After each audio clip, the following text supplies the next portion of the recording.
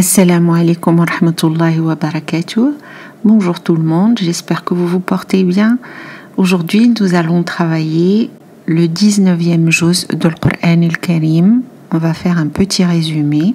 Ce juz contient 3 sourates, la suite de Surat al-Furqan, Surat al-Shu'ara tout entière et Surat al-Naml. Surat al-Furqan continue avec la ayah 43 où il est dit que les mécréants sont avertis des terribles conséquences du rejet de la foi. Pouvez-vous être le tuteur de quelqu'un qui fait de ses caprices un dieu? Ayah 43. Se tournant vers le monde naturel, Surat al-Furqan, ayah 62, souligne l'incroyable pouvoir du Créateur d'Allah subhanahu wa ta'ala. L'ombre, la tombée de la nuit, la pluie, l'eau de mer, les parents de sang et de mariage, les constellations, le soleil et la lune. Ce sont des signes pour ceux qui veulent être rappelés à la réalité. Une approche à 2 volets est adoptée pour répondre aux critiques des mécréants. D'abord, une approche argumentative qui met en garde les mécréants en leur racontant des histoires de communautés précédentes. La deuxième approche, c'est l'utilisation de la raison et de la science. On leur dit d'observer les signes dans la nature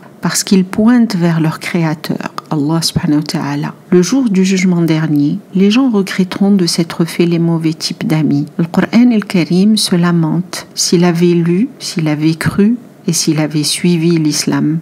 Il ne le regretterait pas. Et dans ayah 45 à ayah 46. Les générations passées qui ont renié Allah subhanahu wa ta'ala ont été anéanties.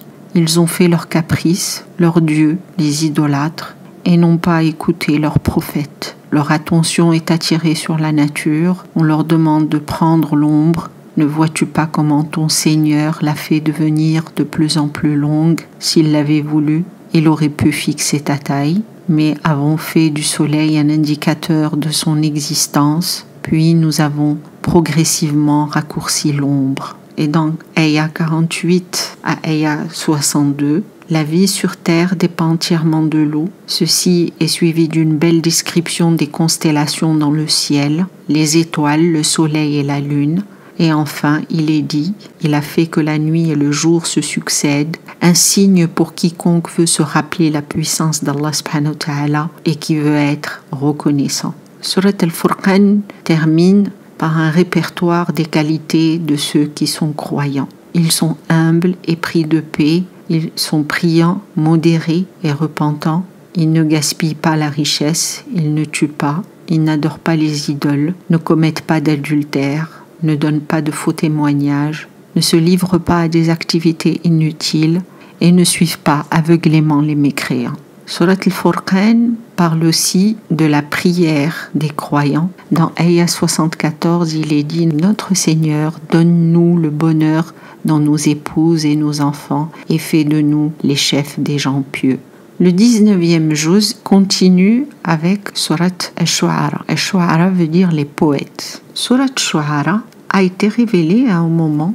où le prophète Sidna Muhammad sallallahu alayhi wa sallam enseignait l'islam jour et nuit, mais seule une poignée d'âmes l'ont suivi à la Mecque. L'opposition grandissait, mais il a continué à prier pour le peuple pendant de longues veillées nocturnes et a demandé à Allah subhanahu wa ta'ala pour sa guidée. Il espérait toujours que les Mécois accepteraient éventuellement l'islam.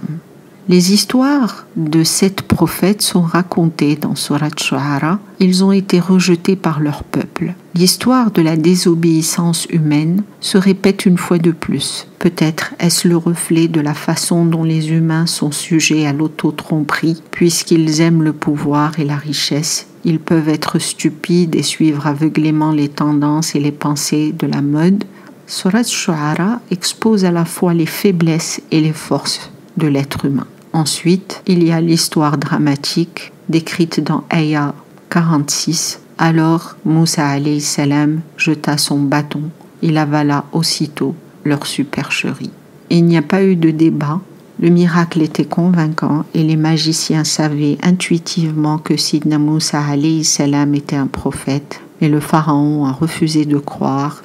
L'histoire de chaque prophète est séparée par une ayah. Ceci est une leçon, bien que la plupart d'entre eux ne croiront pas. C'est ton Seigneur qui est le Tout-Puissant, le Bienveillant. Un autre avertissement est présenté avant de subir le même sort que les communautés rebelles du passé est donné. Les histoires montrent que tous les prophètes avaient la même mission. Ceci est parfaitement résumé dans Ayah 106 à Ayah 110 quand leur frère Nuh leur a dit « Ne croirez-vous pas ?»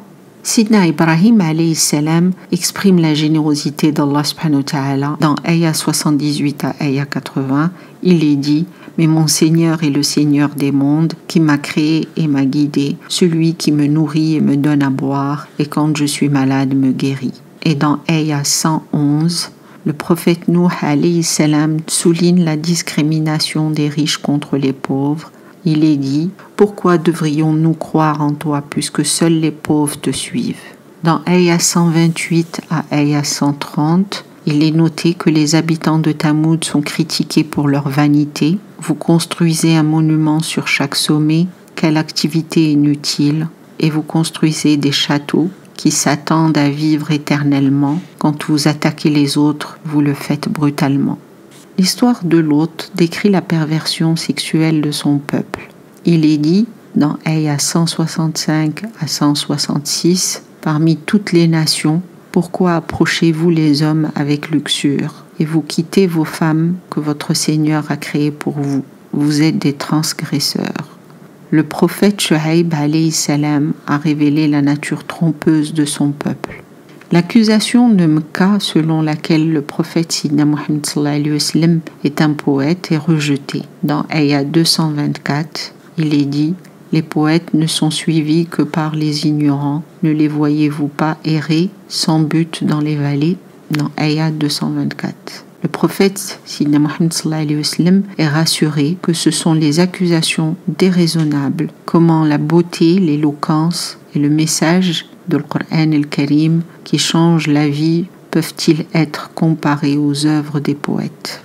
Le 19e juz continue avec Surat An-Naml qui est traduit par la fourmi. Surat An-Naml a été révélée au milieu de la période mécoise, autour de la 5e ou 6e année de la mission prophétique de Sidna Muhammad sallallahu alayhi wa sallam. Cette ayah retrace une partie de l'histoire de la spiritualité humaine en référence à 5 prophètes. Sidna Moussa alayhi salam, Sidna Sulaiman alayhi salam, Sidna Daoud alayhi salam, Sidna Salih alayhi salam et Lot alayhi salam. Les premiers versets décrivent la nature de la révélation divine comme étant des conseils et de bonnes nouvelles. La preuve de cette proposition est l'histoire de Sidna Moussa alayhi salam et comment il a reçu la révélation divine sur le mont Sinaï. L'histoire de Sulayman alayhi salam est racontée. Il est à la fois prophète et roi. C'est un homme de grande richesse mondaine et de dévotion spirituelle. Cela prépare le terrain pour comprendre les mystères divins. Allah subhanahu wa ta'ala lui a donné des facilités, y compris la capacité de communiquer avec diverses créatures, les djinns, les oiseaux et même des insectes comme la fourmi. À certains égards, il représente l'histoire de l'éveil spirituel de l'âme humaine et de la réalisation éventuelle des vérités morales et spirituelles. L'histoire de la houppe, où le discours de la fourmi et le transport du puissant trône de la reine de Saba à des milliers de kilomètres en un clin d'œil exprime de grandes vérités.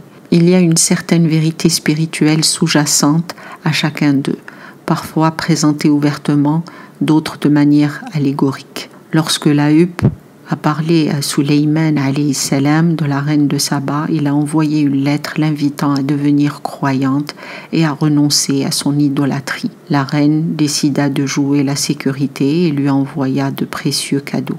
Sulayman alayhi salam a refusé d'accepter ces cadeaux. Elle a sagement décidé de le rencontrer en personne et a voyagé de Saba à Jérusalem. Dans l'histoire de la huppe, Al-Qur'an al-Karim enseigne la leçon qu'un oiseau peut parfois avoir des connaissances sur des choses que même les experts peuvent manquer. Alors ne soyons pas arrogants. Vient ensuite l'histoire du prophète Saleh alayhi salam et du prophète Lot alayhi salam, qui ont fait face à une série d'oppositions de la part de leur peuple. Cela contraste avec l'histoire de la reine de Saba qui a accepté avec empressement la foi et a refuté l'idolâtrie. L'opposition sévère et l'hostilité auxquelles sont confrontés ces deux prophètes est une analyse sur la condition humaine. Les gens sont mis en garde contre une dépendance irréfléchie au matérialisme et à l'idolâtrie. Les non-croyants demandaient des signes pour prouver que le Coran était la parole d'Allah subhanahu wa ta'ala. Allah a mentionné de nombreux signes à la fois dans la nature et dans l'histoire. Les histoires de nombreux prophètes sont également mentionnées dans le 19e juz pour indiquer que tous les prophètes ont présenté fondamentalement le même message. Surat Naml est la direction divine dans l'histoire. Allah subhanahu wa ta'ala a envoyé ses prophètes à différentes personnes. Certains les ont acceptés et ont été guidés, tandis que d'autres les ont niés et ils ont vu les conséquences de leur refus. La sourate présente aussi les différences entre tawhid et shirk. Wallahu a'lam, j'espère que ce petit résumé vous a aidé. Je vous souhaite une bonne continuation et à bientôt. Wassalamu alaikum wa rahmatullahi wa barakatuh. Bye bye.